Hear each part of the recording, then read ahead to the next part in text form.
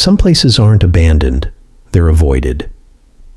Not because of legends or missing person posters, but because everyone who survives leaves with the same look in their eyes. The look of someone who knows the woods were watching, waiting, learning their name. This story isn't about a monster that jumps out. It's about something that lets you stay. Something that waits until the fire dies. Something that only moves when you finally believe you're safe. And it always waits until the last night. Now let's begin. The campground didn't have a name on the map. Just a black smudge where the trees grew too thick for satellites to see through. The road to it was wrong. Not cracked or broken. Just unused.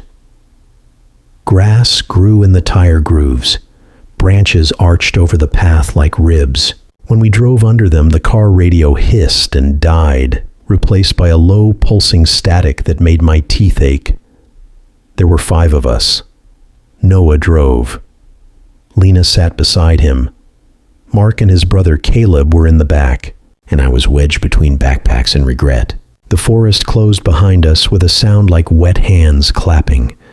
We joked at first. Nervous laughter. Someone said it smelled metallic.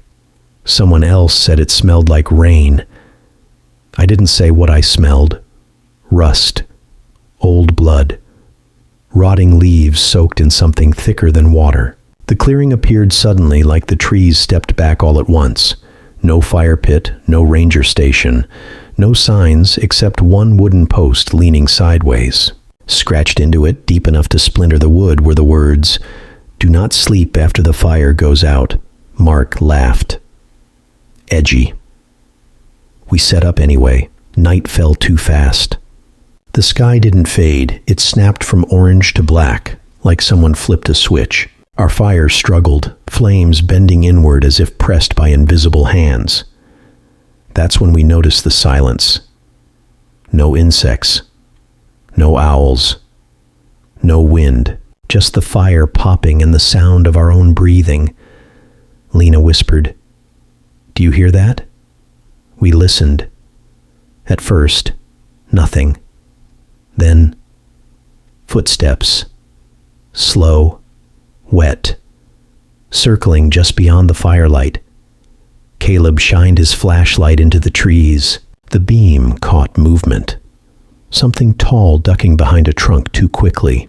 Joints bending the wrong direction. Probably a deer, Noah said. But deer don't breathe like that. The footsteps stopped the moment the fire crackled louder, as if it was afraid of the light. We didn't sleep. We pretended to. Around 2 a.m., the fire collapsed into embers. That's when it started whispering. Not words, names, mine first. Soft, right beside my ear. Warm breath brushed my skin. I smelled it again. Fresh blood this time.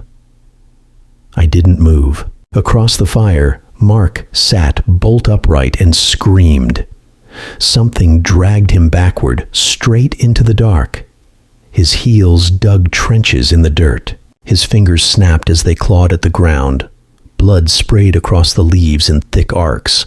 The sound he made when it bit him, God. It wasn't a scream. It was the noise meat makes when you tear it apart. Caleb ran after him. That was a mistake. We heard bones crack. Not snap, crush, like someone stepping on thick branches over and over again. Something crunched wetly. Chewing.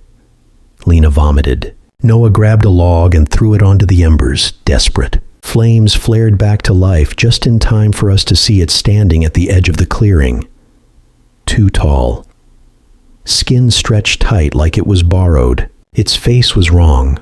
Smooth where eyes should be, mouth split too wide, teeth layered like broken glass. It smiled. Blood poured down its chest in ropes. Caleb's arm hung from its mouth, fingers twitching. It tilted its head and sniffed the air. Then it pointed at Lena. She ran. It didn't chase. It waited. The moment the fire dimmed again, Lena screamed somewhere in the trees. The scream cut off mid-breath. Silence. Noah sobbed. I couldn't feel my legs. My heart slammed so hard I thought it would tear out of my chest. The creature crouched low and crawled closer. Bones popping, skin splitting where it bent. Its fingers dragged through the dirt, carving deep grooves.